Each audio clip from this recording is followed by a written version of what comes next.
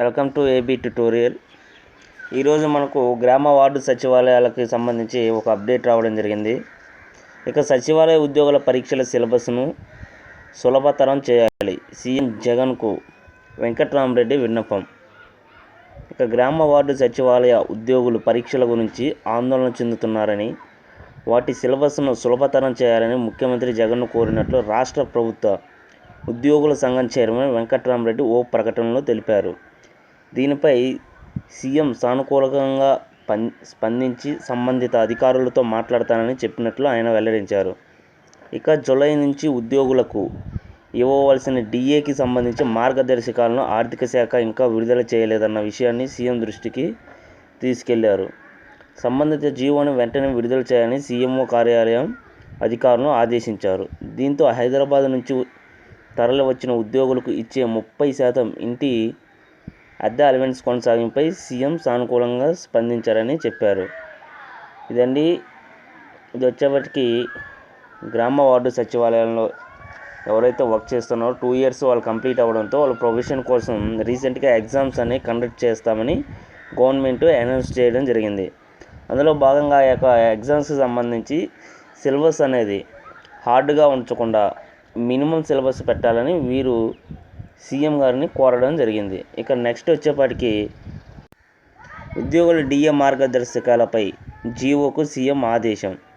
ఇదేనండి AP government employees federation chairman Venkatrami Reddy నిన్న వచ్చేప్పటికి విఆర్ఓ సమస్యలు, ఈ యొక్క సచివాలయానికి సంబంధించిన ఎగ్జామ్స్కి సంబంధించిన సమస్యలు, ఇక డిఏ గురించి వీటన్నిటి గురించి కూడా ఆయన మాట్లాడడం జరిగింది. సీఎం గారితో ఒక లెటర్ కూడా ఇవ్వడం జరిగింది. అందులో ఏమేమి మాట్లాడారు, సీఎం గారు ఏమేమి హామీలు ఇచ్చారు, ఆయన దృష్టికి ఏమేమి తీసుకెళ్లారు, ఇవన్నీ సంబంధించి ఇప్పుడు చెప్పడం జరిగింది. అందులో భాగమే ఇదిగోండి కంప్లీట్ మ్యాటర్.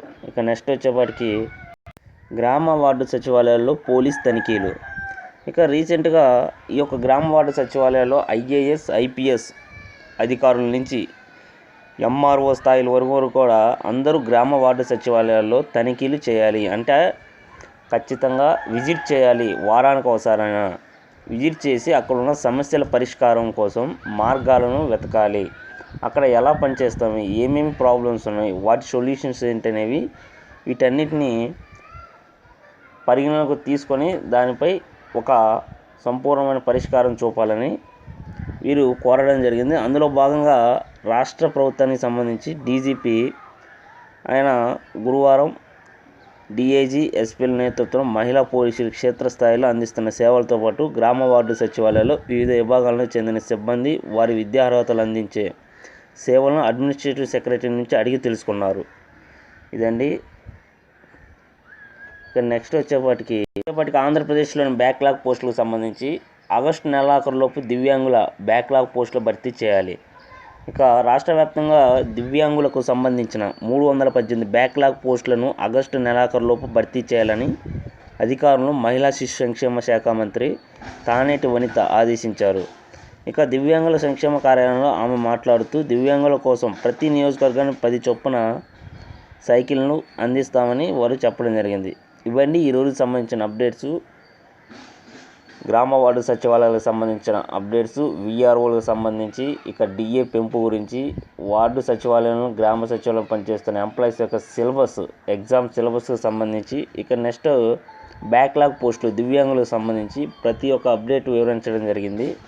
ఇలాంటి మరిన్ని అప్డేట్స్ మీరు కావాలనుకుంటే ఈ యొక్క వీడియోని లైక్ చేయండి, షేర్ చేయండి, సబ్స్క్రైబ్ చేయండి. Thank you.